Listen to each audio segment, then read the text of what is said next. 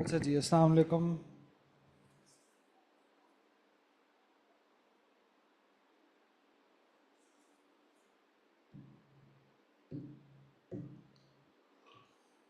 चलें, so just revise the stuff from last time. I don't know why it feels like last class was so long ago, but still. This is, I think, what we did last time.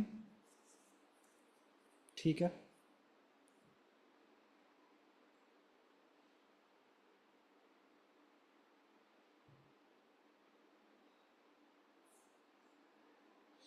So, ये वाला idea आप लोगों को शायद याद हो कि अगर स्पीड कांस्टेंट है, so this is a constant, this is a constant, so kinetic energy is proportional to mass. अगर मास कांस्टेंट है, so this is a constant, this is a constant, so kinetic energy is proportional to the square of the speed. ठीक है. So this is something that we call in math and physics direct square proportion. और आप लोगों ने भी O level math में ऐसे सवाल किए होंगे. You guys might remember कि it is given that y is proportional to the square of x. Right, तो उसमें क्या होता है कि वो आपको पहले कोई x वैल्यू देता है, कोई y वैल्यू देता है, जिससे आप k निकालते हैं, and then you go on to solve that question. What we saw with this example that we were doing is basically this कि भाई अगर speed double होता है because of this square, kinetic energy सिर्फ double नहीं हुआ यहाँ से यहाँ जाने में, ये times 4 हुआ, right? And the reason is basically because of this कि अगर आपके पास speed double होता है so kinetic energy 2 square से बढ़ता है, so it grows faster than direct proportion. अब कभी कभी इस तरीके के सवाल पेपर में आ जाते हैं. Let me give you the idea. So let's say कि अगर हम बात करें कि kinetic energy for some mass m and for some speed v, this is ek. Obviously कैसे कैलकुलेट होगा, ये कैलकुलेट होगा by half M we square. तो हमने कह दिया कि भाई कोई मास m है, कोई स्पीड v है, तो kinetic energy is v. तो हमें इतना ये तो आता है कि लेट से मैं अगर कहूँ कि पहले मास डबल हुआ, स्पीड में कोई चेंज नहीं आया, तो कैनेटिक एनर्जी किस फैक्टर से बड़ा होगा, right? So this is the question. So आप लोग के ख्याल से कैनेटिक एनर्जी किस फैक्टर से बढ़ेगा यहाँ पर?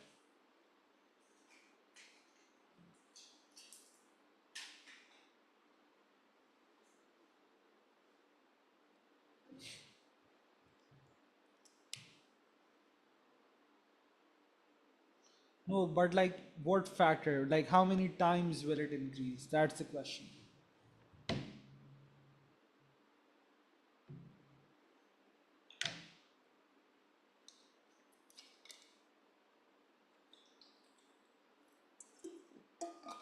यस. सो मास डबल हुआ, कैनेटिक एनर्जी भी डबल हो जाएगा. तो जो भी ओरिजिनल ई के था उसकी तरह ये भी टाइम्स 2 हो जाएगा, तो ये डबल हो गया. अब फर्ज करें कि मैं कहता हूँ कि फिर से मैं स्पीड को कांस्टेंट रखता हूँ और मैं कहता हूँ mass becomes 1/3 of what it is. So kinetic energy को क्या हो जाएगा?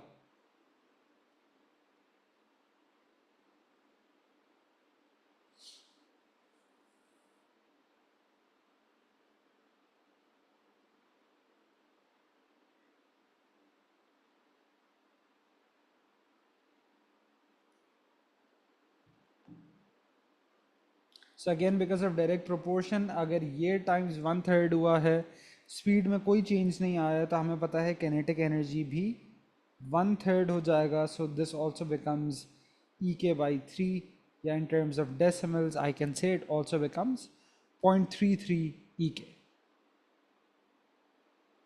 तो देखें ना, अगर मास इंक्रीज करता है, so initial because of direct proportion, जिस फैक्टर से मास इंक्रीज करता है किनेटिक एनर्जी भी सेम फैक्टर से इंक्रीज करता है, right? So that's what is meant by direct proportion. अच्छा, if I talk about speed now, सही, तो इस बार मैं ये करता हूँ कि मास को कांस्टेंट रखूँगा और अगर मैं स्पीड में चेंजेस लाऊं, सो स्पीड में changes we know is dictated by this.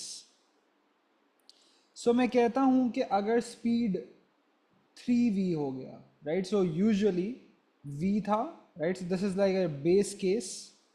और अब अगर स्पीड ट्रिपल हुआ तो केनेटिक एनर्जी किस फैक्टर से बढ़ेगा? बिल्कुल. सो 3 स्क्वेयर यानी 9 से बढ़ेगा. सो इट बिकम्स 9 EK. ठीक है. इसी तरीके से फर्ज करें मैं कह दूं कि भाई मास उतना ही रहता है और स्पीड आधा हो जाए,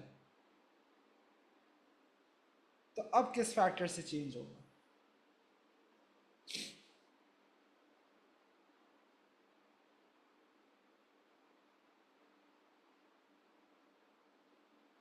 देखिए आप लोग जो बातें कर रहे हैं, this is also like fine, but it's not like the most comprehensive statement. अगर हम कह रहे हैं कि भाई वैसे तो मास बढ़ेगा तो के ही बढ़ेगा, दिस इज ट्रू. लेकिन बिकॉज सिर्फ डायरेक्ट प्रोपोर्शन मास और का जो फैक्टर चेंज होगा, के ई का भी वही फैक्टर चेंज होगा. Alright, so that's like a more complete statement.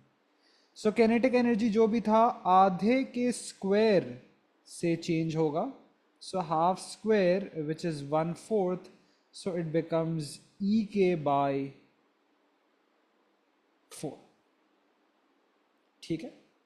अच्छा, what are like the most difficult cases ऐसे, और जो अभी हम लोग सवाल पे जाएंगे वो भी इससे मिलता जुलता ही होगा. अगर मैं फ़र्ज़ करें कह दूं कि भाई जो है एक और ऑब्जेक्ट है, उसमें मैं मास डबल कर दूं, या ऐसे कहते हैं कि मास को आधा कर दूं और स्पीड को डबल कर दूं, सो कैनेटिक एनर्जी में अब क्या चेंज आएगा? Right now this is another question.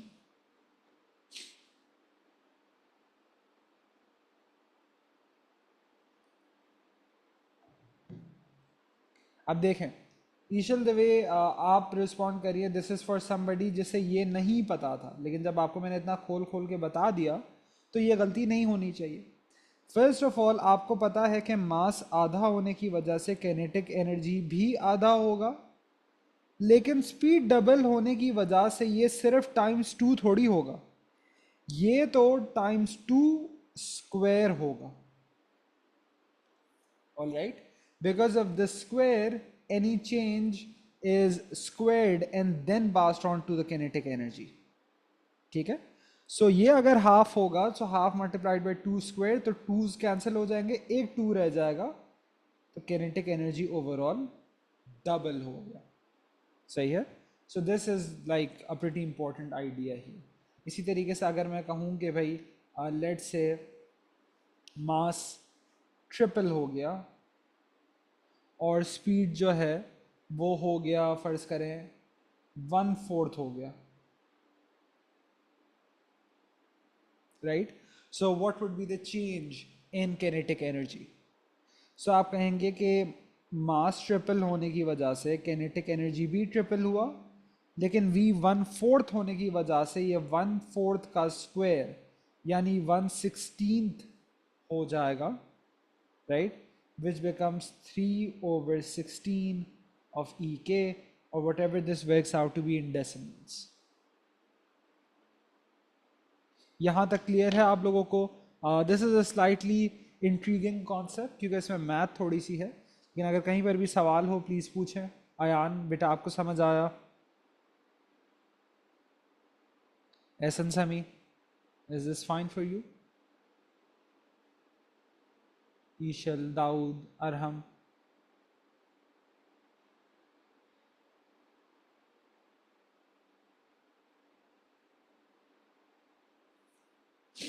All right. Now the question at hand being this one.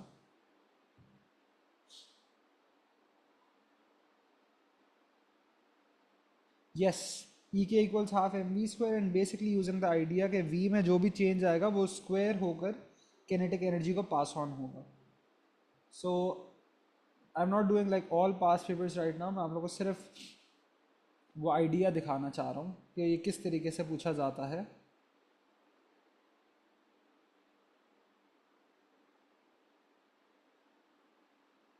ये करें.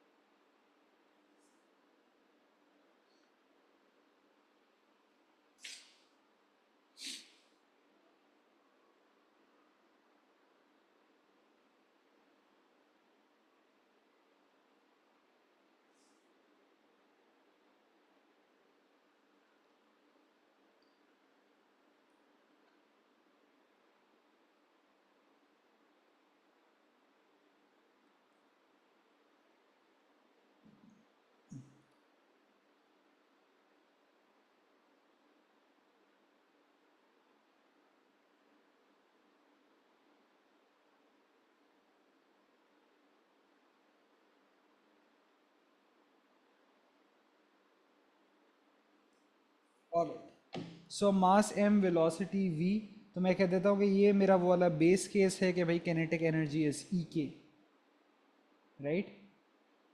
सो डिनोमिनेटर में मैं अगर कह दूँ कि डिनोमिनेटर इज ई के, राइट, न्यूमरेटर में जो किनेटिक एनर्जी है उसमें चेंजेस आएंगे बिकॉज मास और वेलोसिटी में चेंज आया है।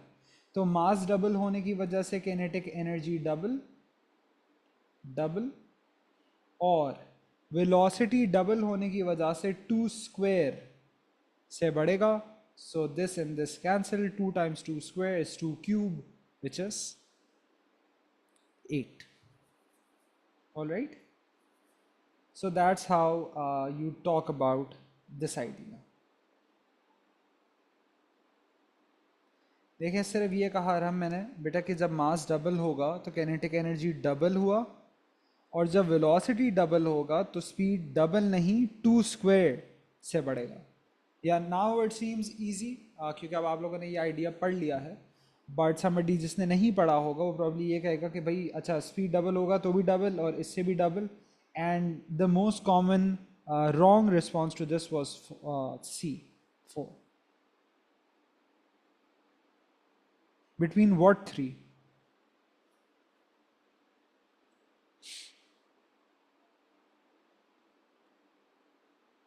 काइनेटिक एनर्जी मास से प्रोपोर्शनल है, काइनेटिक एनर्जी स्पीड के स्क्वायर से प्रोपोर्शनल है।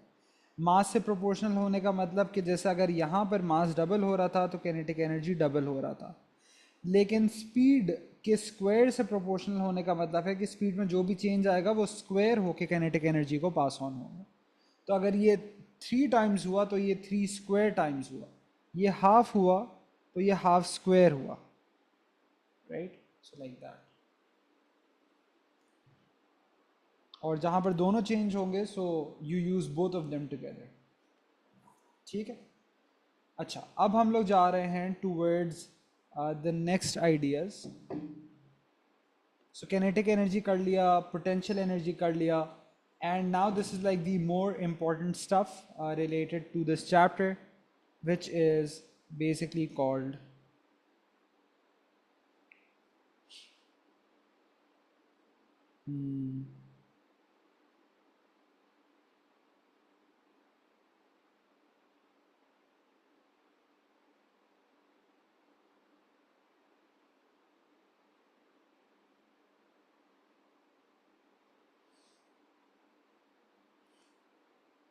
इसको वैसे तो जैसे मैट्रिक वगैरह में पढ़ाया जाता है। So this is called the work energy theorem, लेकिन इट्स नथिंग टू फैंसी, बहुत ही ऑब्वियस सा आइडिया है। And the idea is basically this, that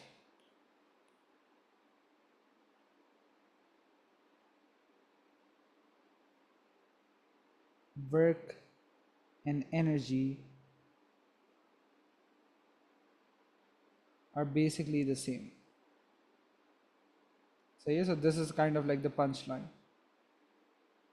तो बेसिकली ये दोनों चीज़ें सेम हैं। How we express this in words is that when work is done on an object,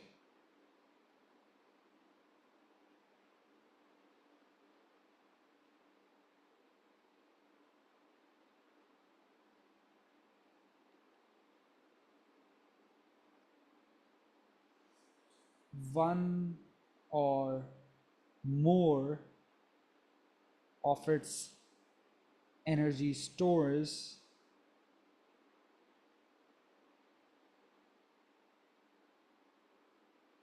increases,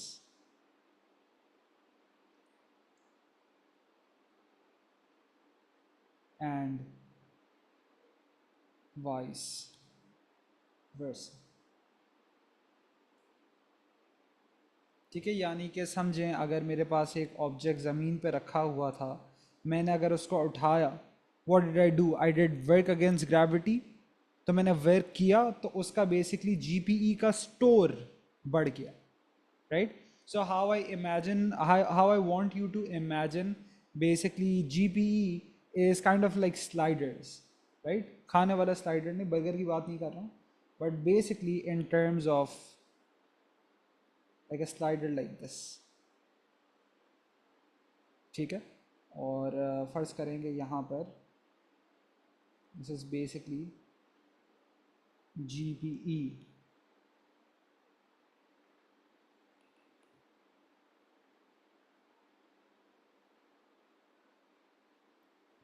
right. So in the case जहाँ मैंने इसको उठाया ज़मीन से और ऊपर ले गया, right. So when I take this up, so इसका जो ये स्लाइडर है, इसका जो भी वैल्यू था, so it started from zero, क्योंकि शुरू में वो ज़मीन पर ही था, और फिर वो बढ़ते बढ़ाते जहाँ तक भी मैं ऑब्जेक्ट को ले गया, GPE उस वैल्यू तक पहुँच गया, right. So I basically increase उसका GPE का स्टोर, ठीक है। इसी तरीके से फ़र्ज़ करें कि आपके पास अगर कोई ऑब्जेक्ट था, वो ज़मीन पे पहले बैठा हुआ था, मैंने उसे लात मारी, तो इट स्टार्ट्स टू एक्सेलरेट, तो मैंने उसका किनेटिक एनर्जी का स्टोर बढ़ा दिया। सो यूजुअली हम क्या कहते हैं कि भाई उसका GPE बढ़ गया।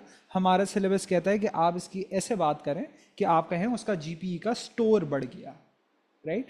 So basically it has these stores that the work done can go into. So वो GPE के स्टोर में गया या kinetic एनर्जी के स्टोर में गया। और इन रियलिटी हमें ये भी पता है कि समझे अगर मैं एक ऑब्जेक्ट को बहुत तेज़ उठाऊं, तो मैं उसका एक साथ हाइट भी बढ़ा रहा हूँ, स्पीड भी बढ़ा रहा हूँ, तो उससे GPE KE दोनों के स्टोर्स बढ़ रहे होंगे, right. So stores basically means के the type of energy that we are talking about, right. Now what are some common stores of energy, इसकी ज़रा सी बात कर लेते हैं।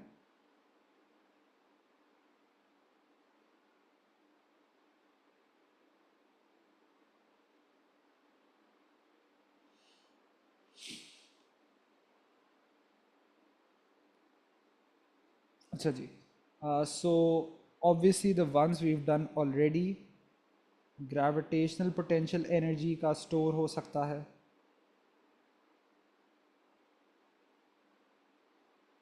Right, which is energy directly associated to height. Kinetic energy का store हो सकता है, which is energy associated with speed और विद मूवमेंट।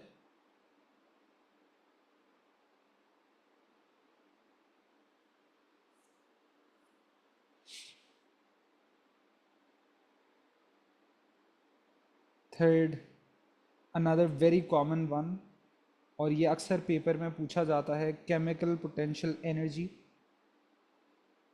का जो स्टोर होता है। आपके जहन में ये आना चाहिए, this word should pop up in your head. कभी भी अगर एग्जामिनर का है वन ऑफ टू वर्ड्स, तो either he says the energy stored in batteries और the energy stored in fuels like petrol और डीजल। उनमें केमिकल पोटेंशियल एनर्जी का स्टोर जो है, फॉर एग्जांपल अगर मैं फ्यूल को जलाता हूँ, तो वो केमिकल पोटेंशियल एनर्जी का store goes into other forms, for example like into thermal energy, right? Thermal or internal energy, which is the energy associated with heat.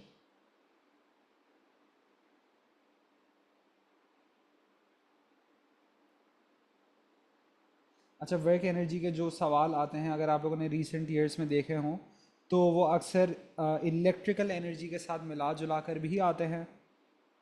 Like some of you might remember that sort of a question on of a scooty जिसके नीचे battery लगी होती है, और सवाल में वो पूछता है कि describe how energy is transferred between stores or something of that sort.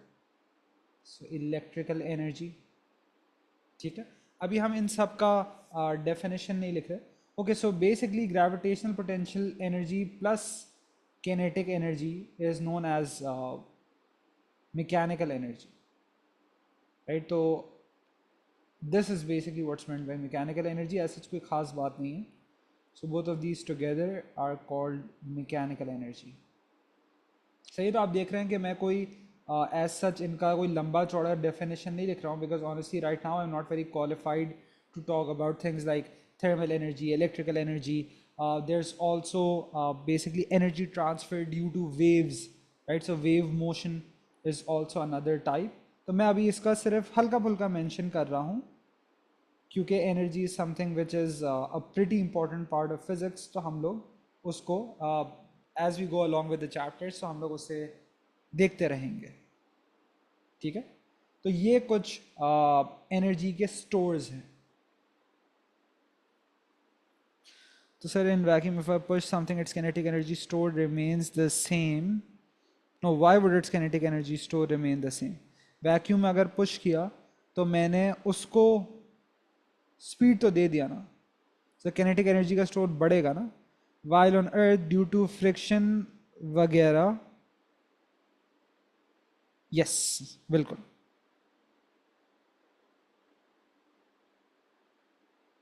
हाँ, सो ऑब्वियसली, या सो अगर जैसे कि उसने स्पीड गेन कर लिया है तो उसके बाद वो चेंज नहीं होगा। या so I now understand the first statement when I read the second part of the message. Done, आगे चलें। अच्छा, अब वो मज़ेदार बातें शुरू होती हैं। अच्छा, एक चीज़ मैं भूल गया यहाँ पर, that's also like pretty important, is called elastic potential energy. वैसे तो इसका फॉर्मूला एज सच हम लोग डिस्कस नहीं करते हैं इन ओ लेवल्स, बट बेसिकली जैसे कि हम लोगों ने स्प्रिंग्स का चैप्टर पढ़ा है, so energy due to changes in shape or size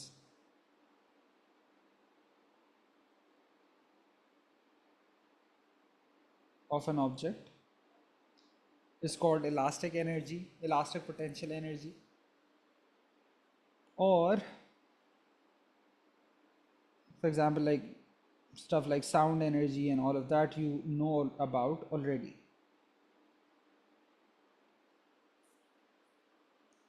सही है, तो ये कुछ कॉमन स्टोर्स हैं कि भाई अगर मैंने वर्क डन किया किसी भी तरीके से, it could be mechanical work, it could be work in the form of electricity, work in the form of waves, तो वो ये इसके किसी भी एक स्टोर ऑफ एनर्जी में जाकर गिरेगा, राइट। तो उसका कोई भी स्टोर ऑफ एनर्जी बढ़ाएगा, राइट।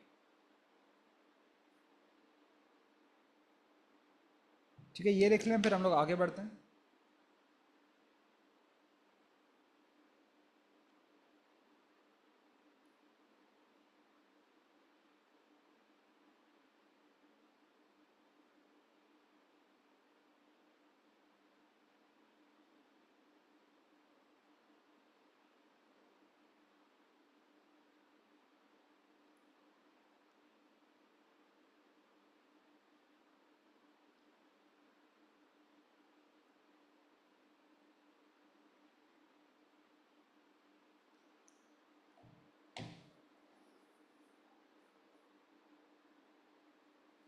चलें आगे बढ़ते हैं। Now this is where it gets tricky, और यहाँ पर अब वो बातें आती हैं। And again the reason it gets tricky is just because of the use of technical terms, लेकिन ऐसी कोई नई चीज़ हम नहीं करने जा रहे जो आपने पहले कभी नहीं पढ़ी है। It's something you done, and this is like a pretty important part of this chapter, which is the idea of conservation of energy.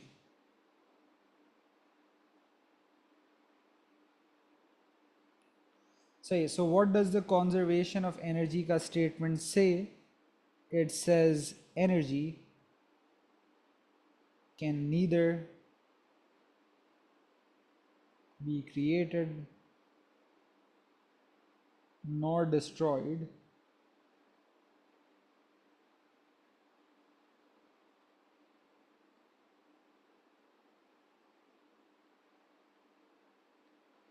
it is just transferred. So rather than forms, we say it is just transferred between stores.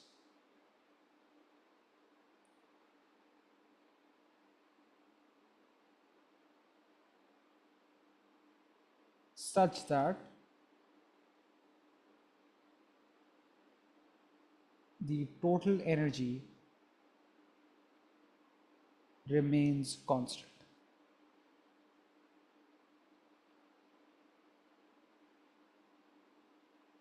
So yes, something like this is more probable to be asked in IGCSE rather than in O levels.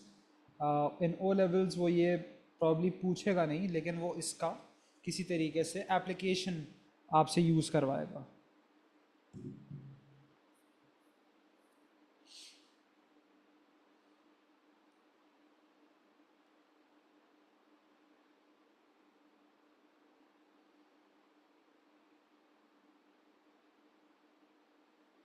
Wake energy के बाद we are gonna do uh, I would like to do pressure and then go on to electricity.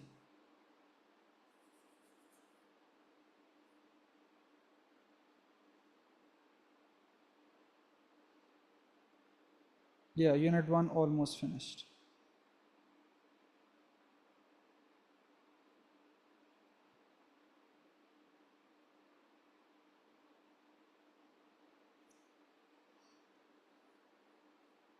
तो कहेगा energy conserve नहीं है इस video में, कहेगा mass energy is conserve. Yeah, so that's probably what it is, right?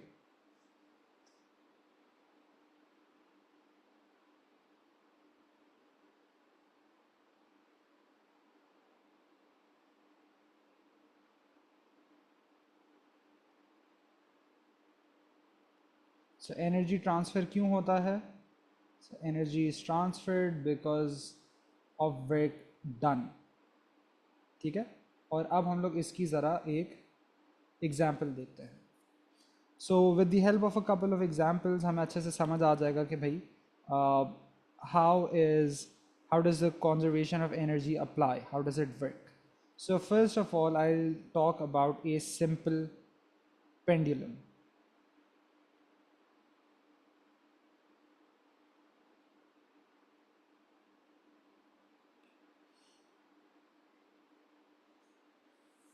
ठीक है, सो इसका पहले डायग्राम बना लें.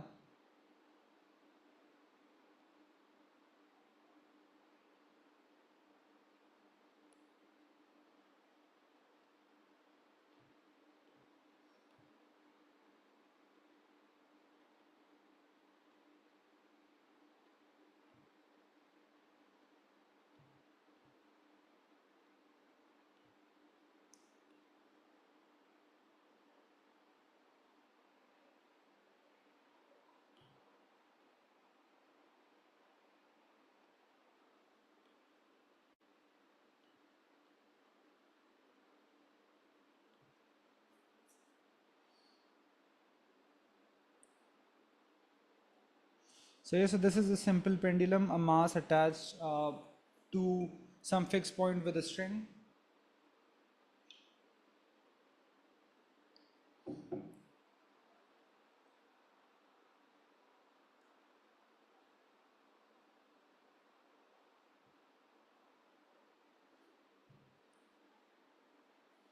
मुझे वीडियो का लिंक भेजिएगा, whatever this is you talking about. I'd like to see this.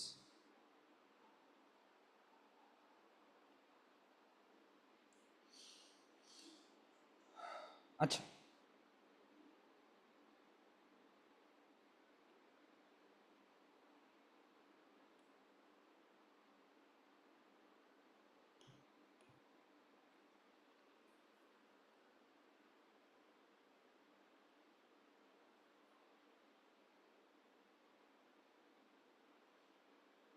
अच्छा अब पहले थोड़ा सा यहाँ देख भी लें, फिर हम लोग बीच में पॉज करेंगे. We'll keep on talking about more and more things. So let's say कि I just take this pendulum to one side और मैं यहाँ से इसको छोड़ता हूँ, right. So let's say this is where it is released from.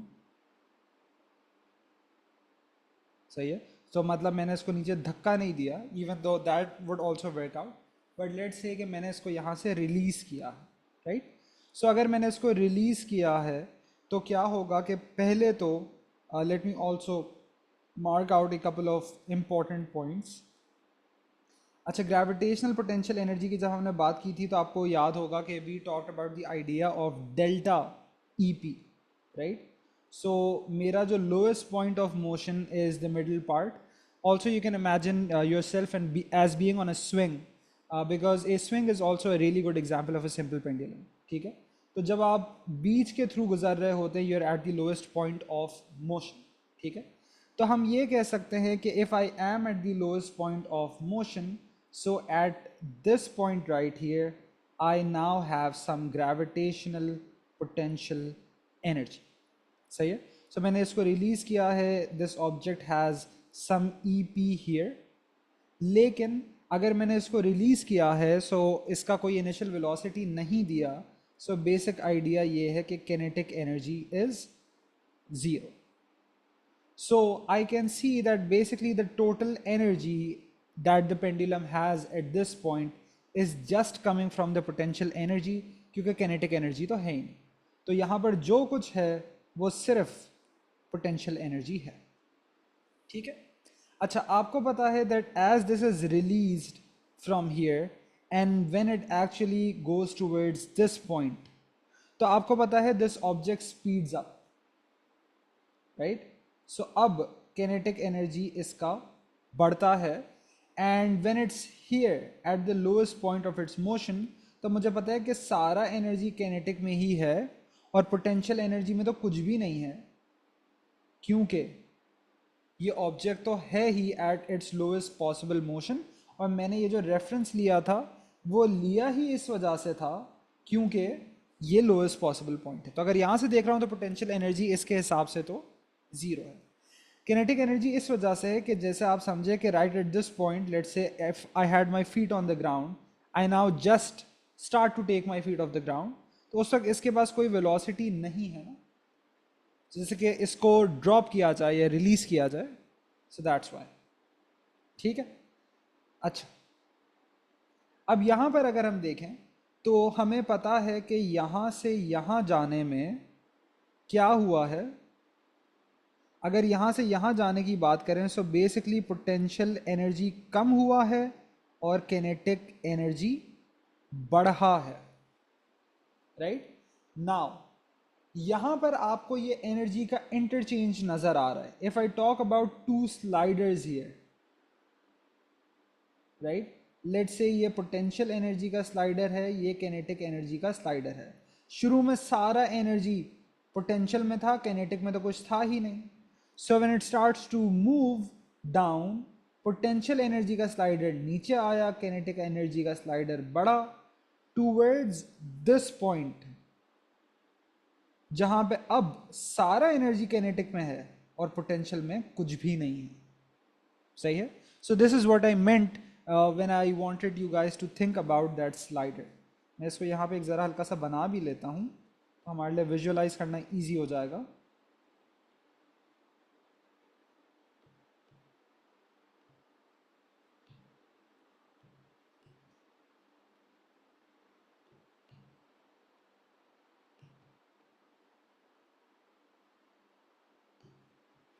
काम करता हूँ, सारा किनेटिक की बात मैं ब्लू में करता हूँ, इसको रेड कर देते हैं फिर.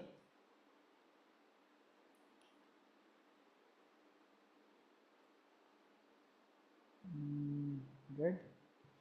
सो at the point of release, at the point of release kinetic energy में कोई भी एनर्जी नहीं है और सारा का सारा जो है आपका वो potential energy, right?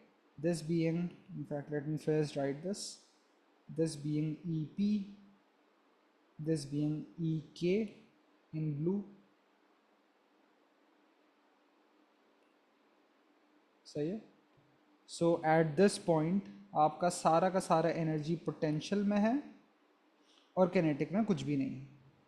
इसके बाद क्या हो रहा है, that this starts to decrease, kinetic energy starts to increase to this point जहाँ पे आपका पोटेंशियल एनर्जी में कुछ भी नहीं है और सारा का सारा किनेटिक एनर्जी में.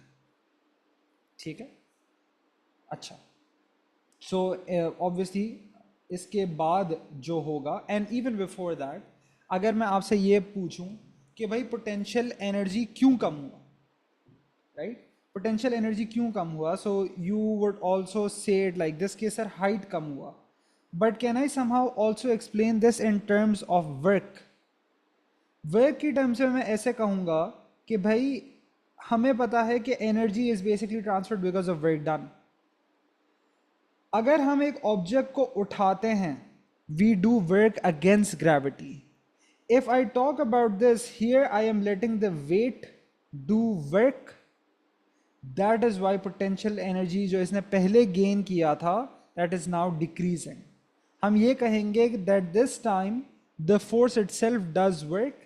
Previously in raising this I was doing work against gravity, against weight. ठीक है। और इसके बाद क्या होगा?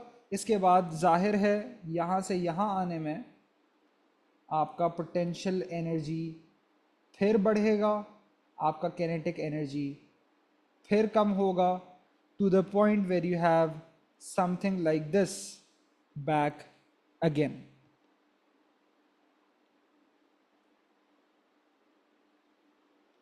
ठीक है। ये तो हमने बिल्कुल एक्सट्रीम पोजीशंस की बात की। सो this is your extreme, this is your extreme, this is your centre और द मीन पोजीशन। ठीक है। आपको खुद भी पता है that the object is moving the fastest through the centre. Kinetic energy में ही सारा एनर्जी होता है, because you feel like that basically you that feel you get like you're about to puke. That's the greatest when you are here, right? Because that's when you're moving the fastest. और यहाँ पर kinetic energy क्यों zero है? ईशल ने एक और सवाल पूछा। This is another way to think about this. अगर यहाँ kinetic energy जीरो नहीं होता तो ये थोड़ा सा और आगे नहीं जाता, लेकिन अगर आगे नहीं जा रहा, इसका मतलब वाकई में इसका स्पीड यहाँ पर जीरो है, क्योंकि यहाँ से तो घूम के ये वापस आ जाता। सही है। So that's also a cool way to think about this. ठीक है। अब मैं इसके बारे में कुछ बातें लिखना स्टार्ट करता हूं तो आप लोगों को क्लियर होगा।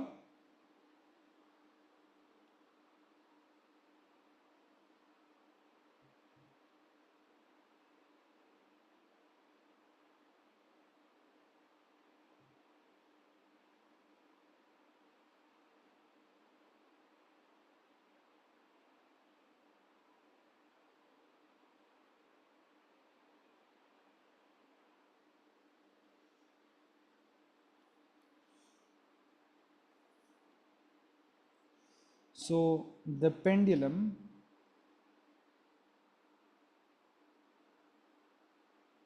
is displaced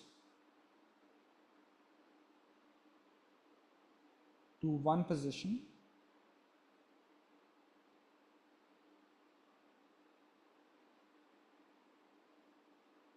and is then released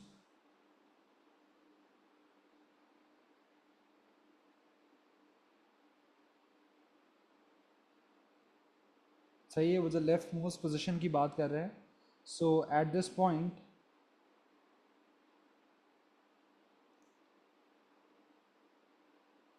all of its energy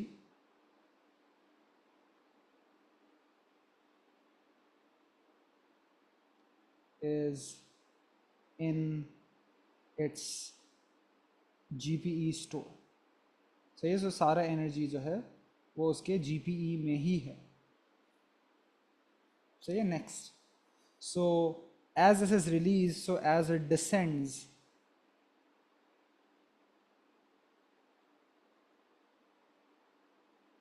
हम कहेंगे work is done by its weight और बाय ग्रेविटी। तो जैसे पहले वर्क अगेंस्ट ग्रेविटी हुआ था तो जीपी बड़ा था, अब ग्रेविटी खुद वेट जो है वो खुद वर्क कर रहा है तो उसका जीपी का स्टोर कम होगा।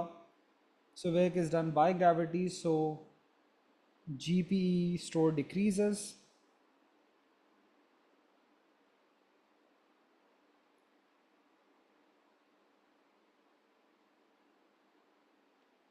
By conservation of energy,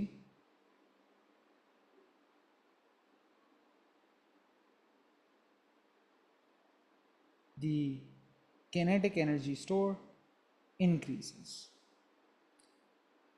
And obviously some people also know how to talk about this, is कि भाई GPE का decrease is kinetic energy का increase, क्योंकि total energy is constant।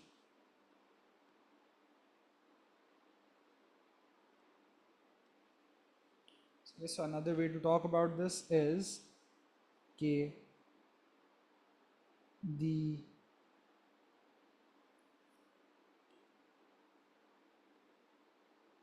decrease in GPE from that extreme to the center position. So left से लेकर center तक. So the decrease in GPE equals the increase in KE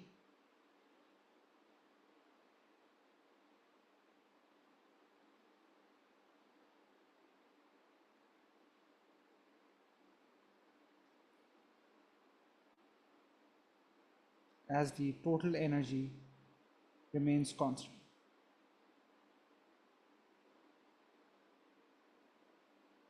और obviously इसके आगे तो जो होगा वो हमें पता है.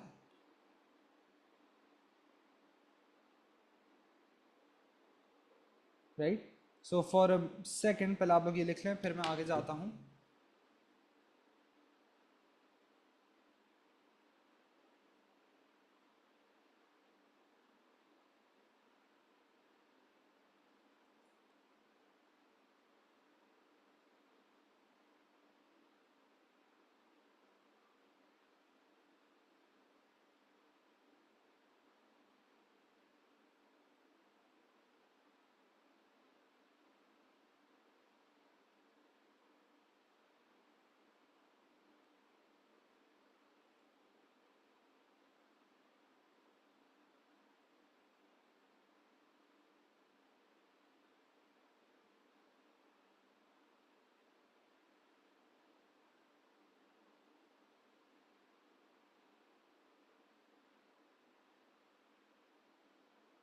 Yeah, I will go up to the pendulum again.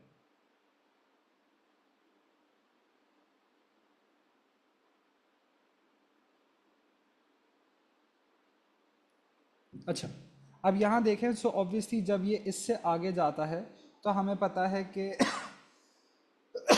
everything I've said previously is basically going to flip on its head. I'll say that now work is done against gravity, तो potential energy बढ़ता है और kinetic energy कम होता है.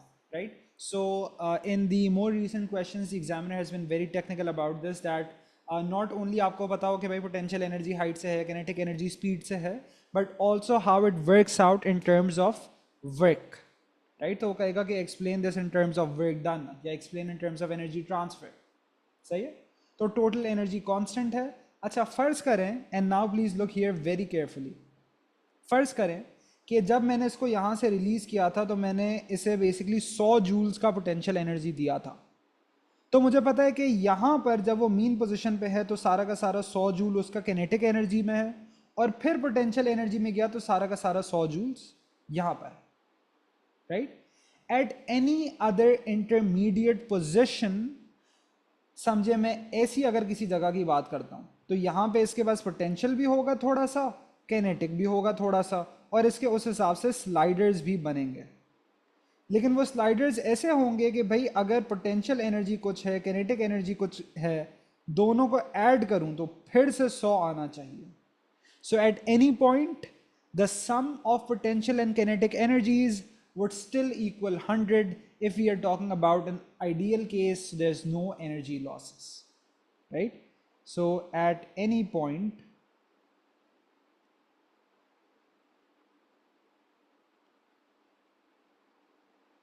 the sum of kinetic energy and potential energy is constant. सही है. तो इसका मतलब तो ये है कि उसूलन अगर मैं सोचूं कि भाई अगर टोटल एनर्जी कांस्टेंट है तो यानी यहाँ पर 100 होगा. फर्ज करें यहाँ पे 100 है सारा का सारा पोटेंशियल में, फिर 100 किनेटिक में, फिर 100 पोटेंशियल में, फिर इसी तरीके से वापस, फिर यूं. So this object, this pendulum will swing indefinitely. In reality obviously ऐसा नहीं होता है. So in reality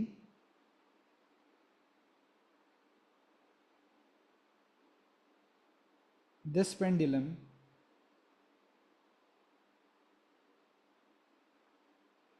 does not swing indefinitely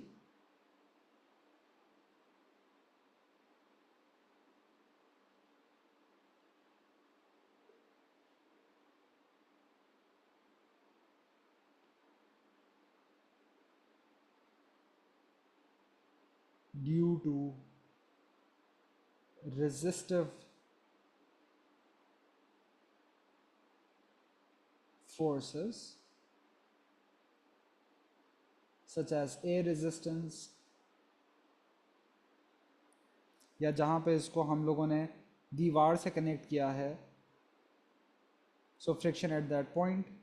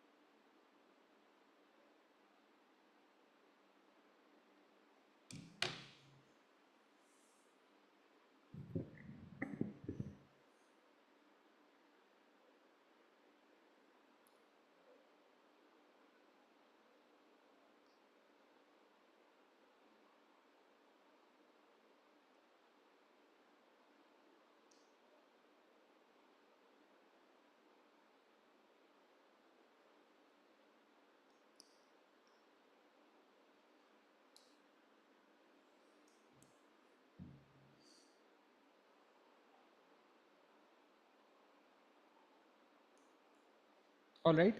अच्छा, जो ज़रूरी चीज़ है, and this statement I am also going to draw a box around it because it's this important, is that resistive forces, मैं एक मिनट इसको रीलॉन्च कर दूं,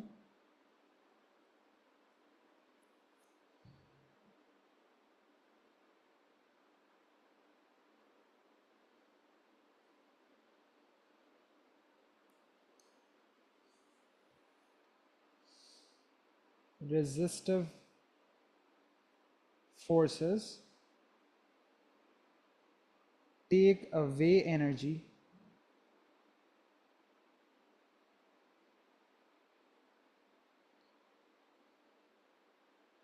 from a system.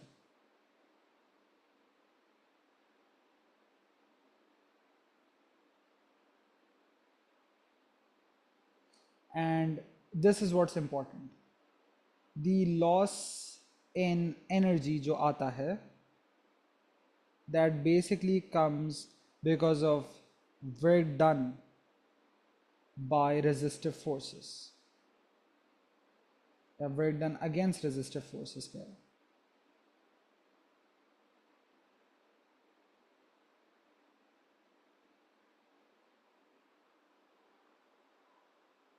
ठीक है, ये अभी के लिए ये सिर्फ लिख लें। इस केस में हम लोग एक न्यूमेरिकल नहीं करेंगे, in the next case we'll do one where we'll understand कि भाई इस स्टेटमेंट का मतलब क्या है।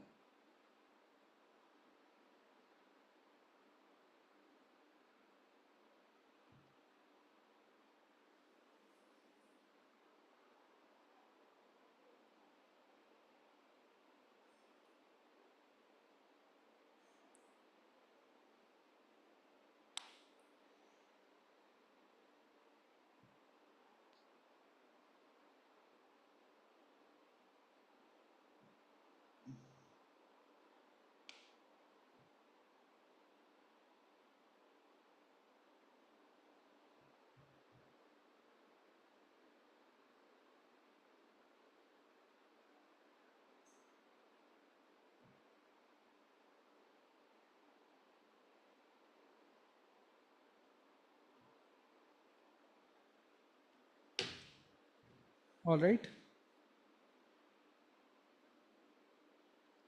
No, nothing is ideal in life.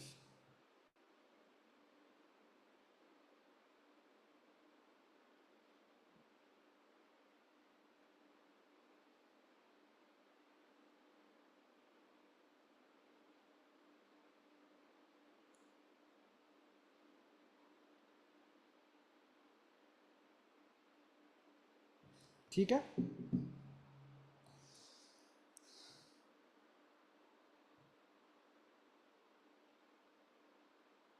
अच्छा जी, अब इस केस को ऐसे भी देख सकते हैं कि and this is a very common sort of exam type question.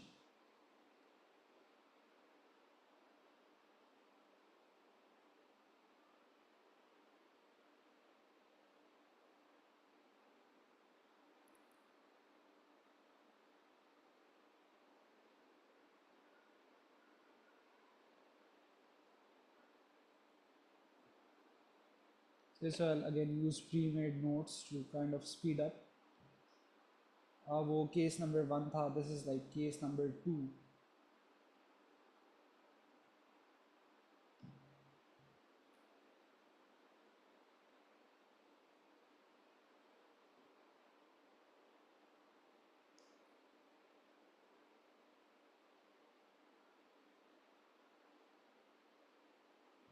ये ज़रा कॉपी करें, फिर मैं आप लोग को ये वाला सॉल्व करवाता हूँ।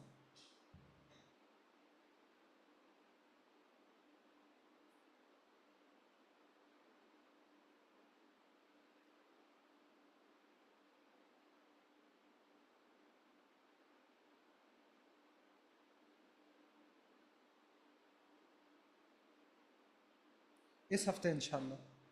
इस हफ्ते I got like more time on my hands, so इस हफ्ते करते हैं। आप लोग सबका पोर्टल का एक्सेस चल गया? Because I want to do it on the portal, so no it's going to be on the weekend. और बेसिकली आप लोग तैयारी करके बैठिएगा क्योंकि आपका टैब लॉक हो जाएगा when you start doing this, या this week on the weekend.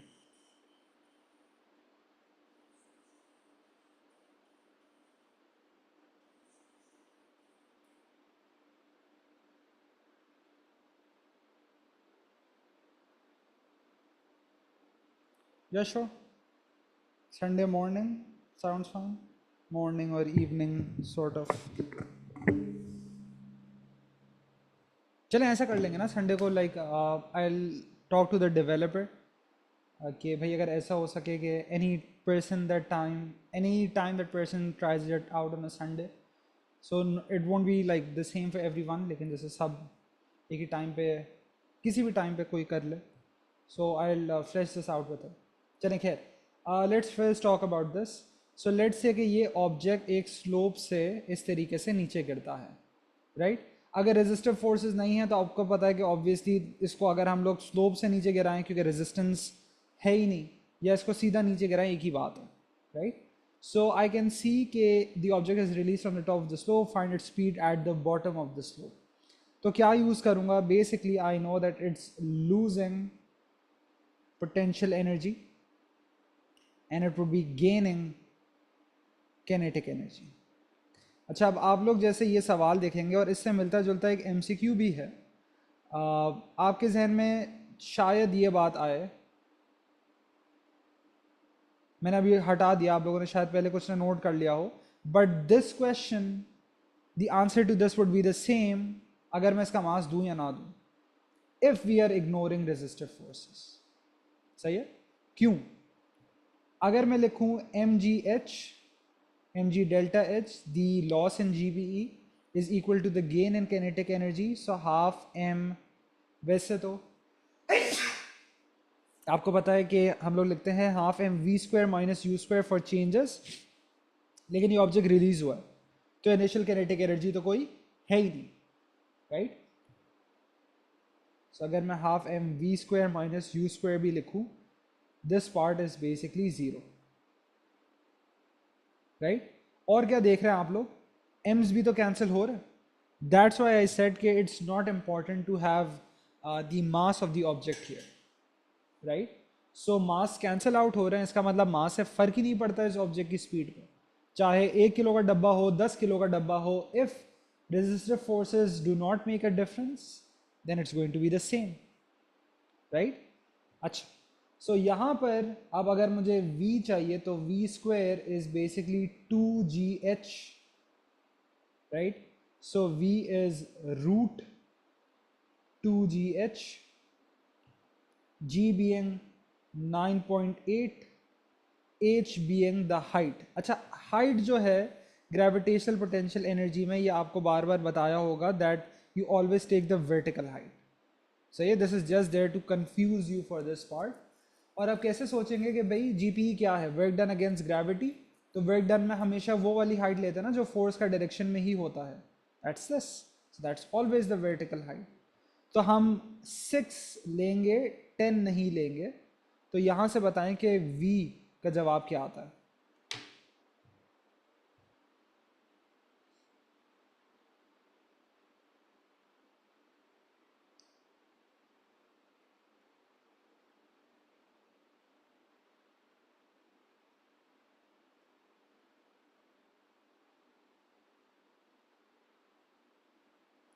Ten point at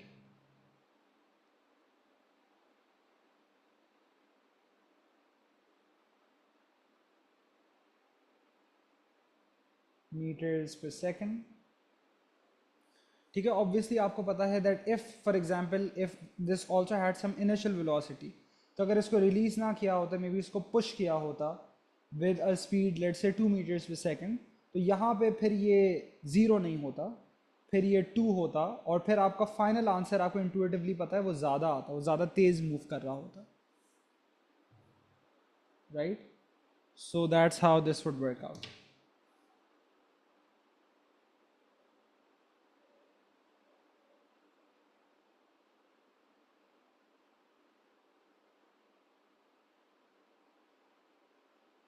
the vice versa also works around, कि अगर मैं इसको यहाँ पे 10.8 मीटर पर सेकंड से धक्का दूँ तो ये एग्जैक्टली यहाँ पर जाके रुक जाता.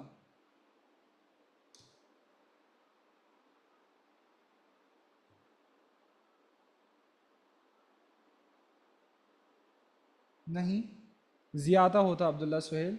इस वजह से बेटा, क्योंकि जब ये यहाँ पर माइनस होता तो ये दूसरी तरफ जाके क्या हो जाता, प्लस होता ना, और फिर स्क्वायर रूट लेता ना. सो like that. Also physically it makes sense, right, कि अगर ऊपर से ज़्यादा स्पीड से फेंकूंगा तो नीचे भी तो इसकी स्पीड बढ़ जाएगी.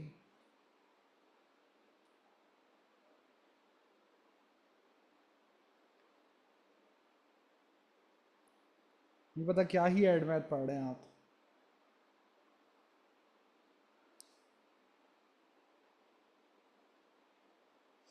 चलें, so this is what we'll do till here. Next time I just write this down कि जो इसका सवाल है, so this box now is replaced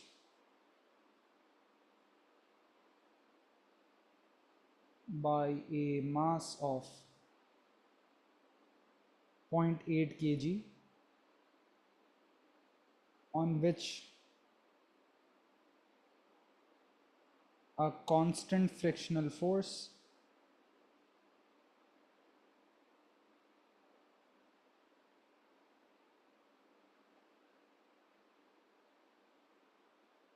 of 5 Newton acts.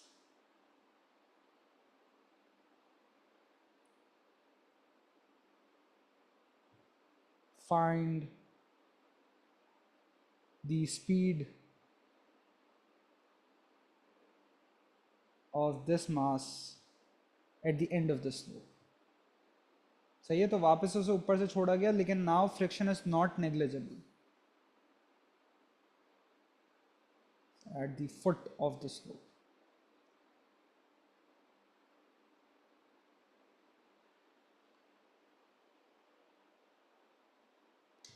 ठीक है, सो नेक्स्ट टाइम हम लोग इंशाल्लाह इससे स्टार्ट करेंगे. ऑलराइट, टेक केयर गाइस, अल्लाह हाफिज़.